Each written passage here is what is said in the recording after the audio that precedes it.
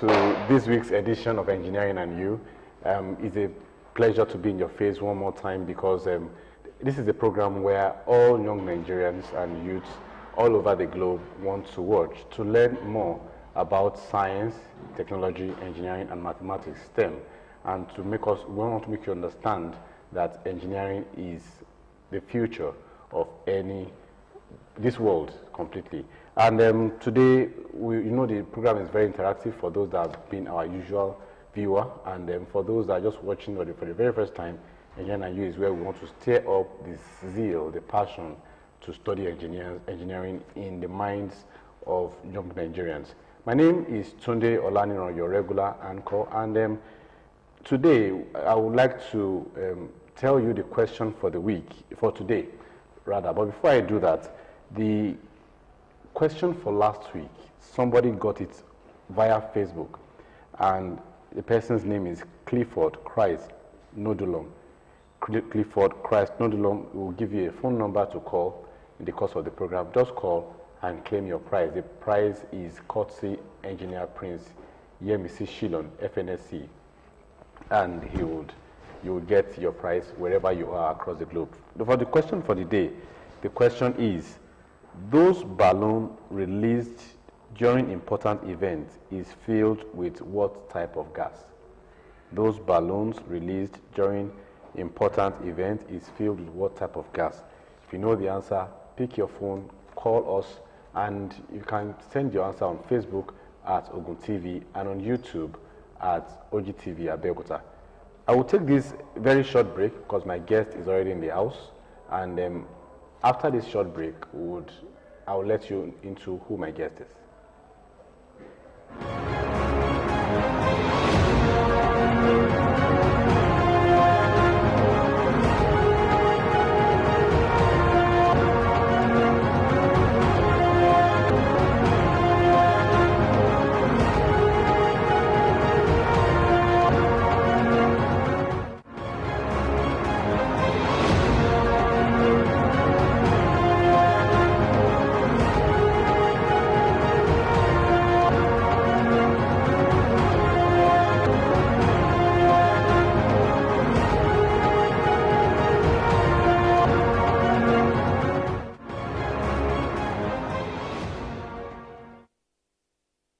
Welcome back, and my guest for today is Engineer Abiodun Adedeji Lawal. Engineer Abiodun Adedeji Lawal was born in Ibadan on 17th of March 1959. He had his primary education at St. James Cathedral Primary School, Okebola, and Loyola College in Ibadan. For the secondary education, he attended College of Agriculture, OAU, Akure. For the Diploma in Agriculture, and later Rivers State University Science and Technology, Port Harcourt, for his higher national diploma in agricultural engineering. He wrote the professional examination and became a graduate engineer. He is a corporate member of NSC and registered member of COREN. He is a past chairman, Abeokuta branch of Nigerian Society of Engineers, a member of many committees of the national body of National Society of Engineers, and a past chairman of the National Field Society of Abeokuta branch. He is a zonal officer at Ilaro and Abeokuta Ogun State Agro Service Corporation, and later seconded to Ogun State Ministry of Agriculture to establish the Department of Farm Mechanization and Engineering Services as the pioneer director until he retired from service in March 2019. Welcome to Engineering and You, Engineer Lawal. Thank you. We are basically going to be talking more about farm mechanization, the engineering perspective, and I would like to ask, first of all, what is farm mechanization? Thank you. Farm mechanization is bringing technology onto the farm, one, to ease the stress of farmers on the farm, to be able to apportion time on the farm so that you have more time after doing the farm mechanization. And farm mechanization itself is re-engineering the farm not making use of hoes and cutlasses, but bringing the technology in terms of either the heavy machine, then the lighter ones, to the processing of farm produce after it has been harvested. Farm mechanization, in short, is just the process of farming that removes drudgery, that removes time wasting, that is able to encourage you to use your time on the farm, and then the other productive time can be used elsewhere even after the farm. And if you want to make a farm your home, why not? Farm mechanization brings that into. So farm mechanization is the ease of producing whatever you want on the farm for the consumption of the people. All right. How does this affect profit margin of the farmer? Affecting the profit margin of the farmer, I'll talk on what I can say, the actual fact of mechanization. Because if I have to bring it to Nigerian level, an average farmer in Nigeria cannot mechanize because of the huge investment it involves. But if we are going to put that one aside and talk about profit margin, now depending on the acreage of the land which are going to mechanize, I will not tell you the process of mechanization. The process will not determine the capital involved, the revolving of the fund, and then the possible profit that you get out of it. Farm mechanization starts from land clearing. You have your big farm, and when you talk about mechanization, it's not for peasant farmers, it's not for land of about 2, 3, 4 hectares. Farm mechanization starts, a good farm mechanization starts from 10, 20 and above hectares. So you start with, depending on the vegetation, you start with land clearing. And land clearing involves heavy duty machines like the bulldozer of different categories. We have the D6, D7, and the rest of it.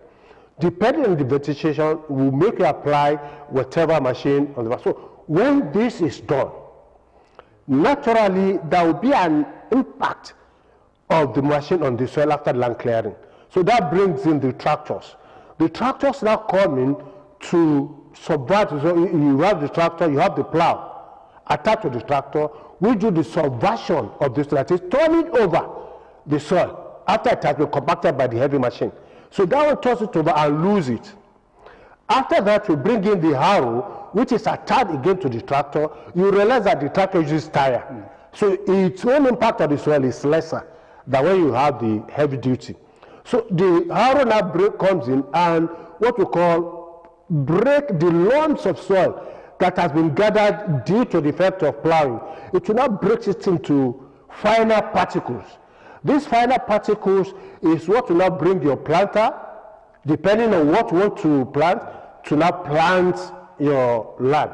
After which, depending on the crop you're planting, maybe the fertilization of the crop of the soil or application of insecticide. All these have the machine. We have the broom sprayer, that is mechanization, but you can get a lesser one, which is a bit tedious and time consuming, and that is using the knapsack sprayer. But full mechanization is using the broom sprayer, depending on the volume. We talk about the liters of water, the chemical. So after which, you now think about harvesting of your crop. Once it is now harvested, then the value chain now comes in.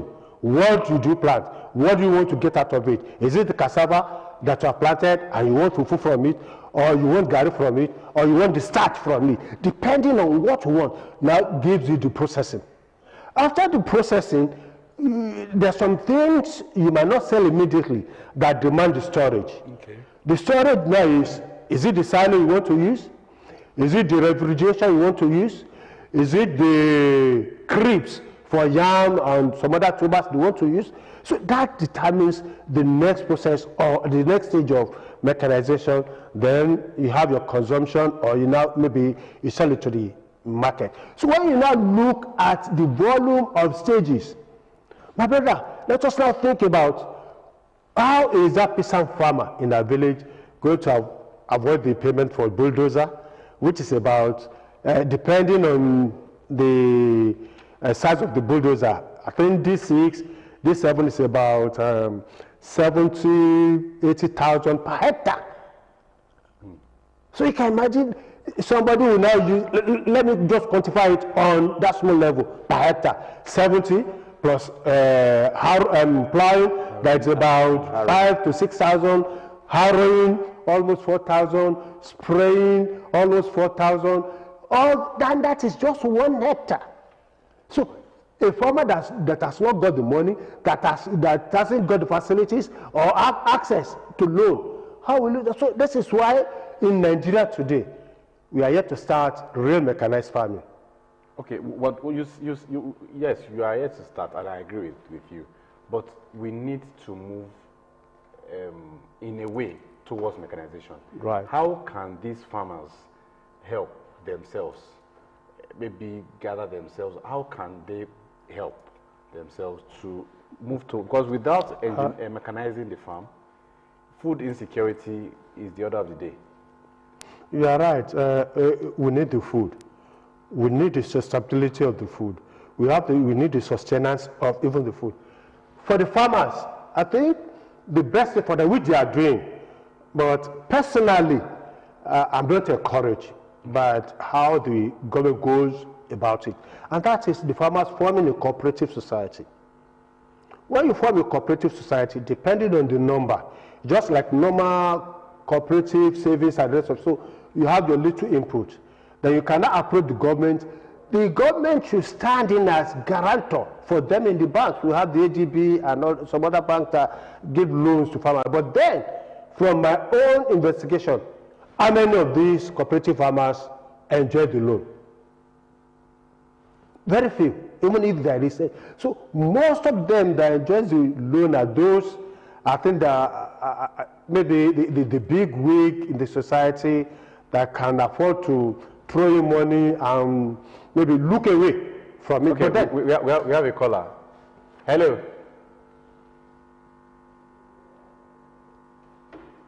Hello, good evening. Can you hear us?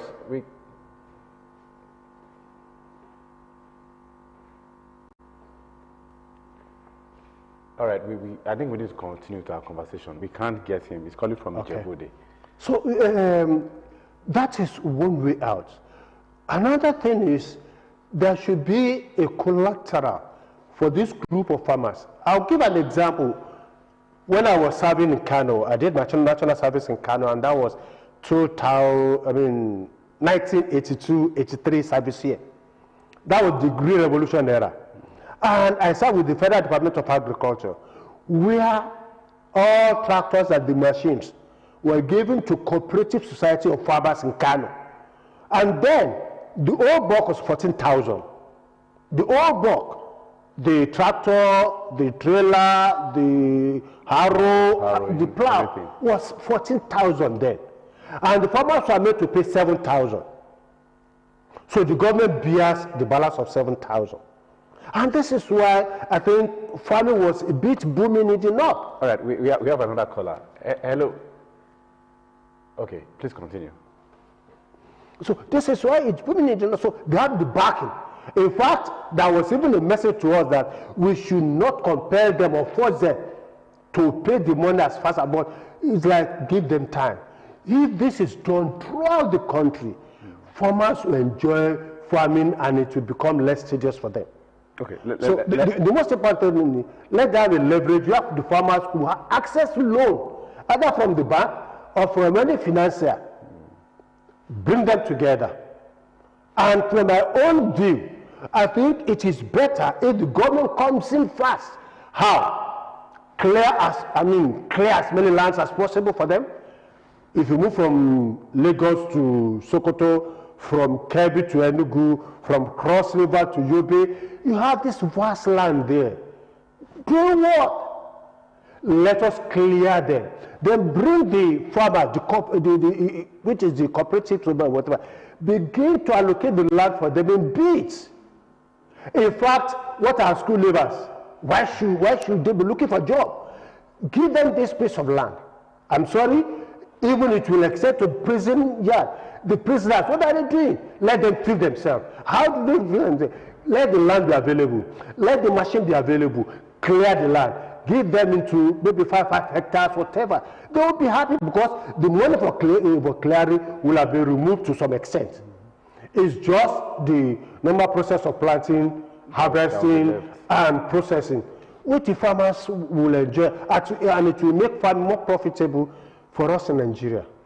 All right, let's go to the engineering aspect of it. What arm of engineering is involved? What arm of engineering is involved in farm mechanization?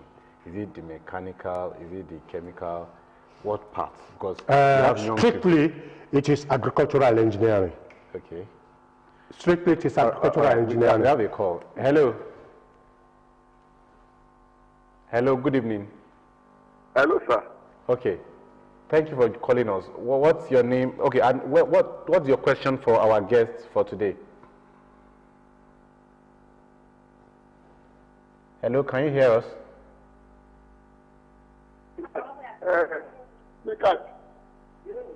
Or do you want to answer our question for the day?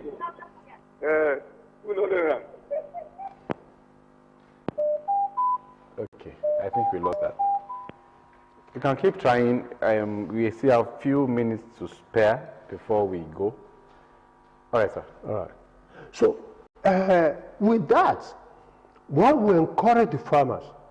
And aside from... We're not talking about the arm of... Okay, the arm of... That is agricultural engineering. Strictly? Strictly agricultural engineering. Not married to any other form of engineering? When you not diversify or you go into splitting it into maybe more component parts of engineering, we have agricultural engineering, we have the manpower there, we have the processing, you have the storage issue, that is after processing, that is, when you talk about the value chain, we have the planting, the harvesting, then the processing stages. So all these have stages in engineering. We have the, what we call the processing and storage engineering. We have the mechanized, or what we call mechanical engineering, which deals with the tractors, and that is bit of mechanical engineering, but breaking it down to the farm. Okay, well, if you had to advise a young Nigerian that is watching this program, what advice, what prospects is in studying agricultural engineering? The prospect? Yes. The prospect is high. In fact, I was at induction of the graduate engineers some few days ago, and I was telling them, one of the banes of engineers, not agricultural engineering, is that we are yet to really penetrate the politics, so that we will be a partaker of the policy making in Nigerian state. Most of the policy makers for engineers, including like maybe lawyers, accountants, and what they think is putting the money there the next day, get a return. No. But my advice is, it is good for them. Let them begin to look outside the box. We have a caller. Hello. I said I have the answer to your question. Okay, what's the answer? Helium gas. Okay, we'll let you know if you are right or wrong. Thank you very much for calling. So like I said, that gives the area of flexibility for our children or for our graduates. Let them come to the farm. Let them think outside. It's a lot of, like, let me quickly round up by saying, at every planting period or agricultural period, we have mangoes at a period, you have oranges at a period, you have a pineapple at a period, you have all these things. During the corn festival, you see matogan. But we can process this and have corn 24/7 all the year round if we go into storage. And canning. Where is Lafayette Canning Factory today? We don't have that. Where is Basita? We don't have that. All right. But this is where young engineers will be more profitable. How time flies when you are having fun. I want to say thank you to our guests for today for coming. Engineer ABIODUN LAWAL. ADEDEJI LAWAL. Thank you so much for joining us on this edition of the program. And the question for the day, our answer is hydrogen, not what you said, but if you get the answer, we'll let you know. But the question for the week, because the conversation has to continue all week round, and for this week, the conversation is, which gas is responsible for global warming? If you know the answer, send the answer to us on Facebook at Ogtv Abeokuta and on YouTube too. And we have to go now. Thank you so much for watching. My name is Tunde Olaniran, and I'm saying bye-bye.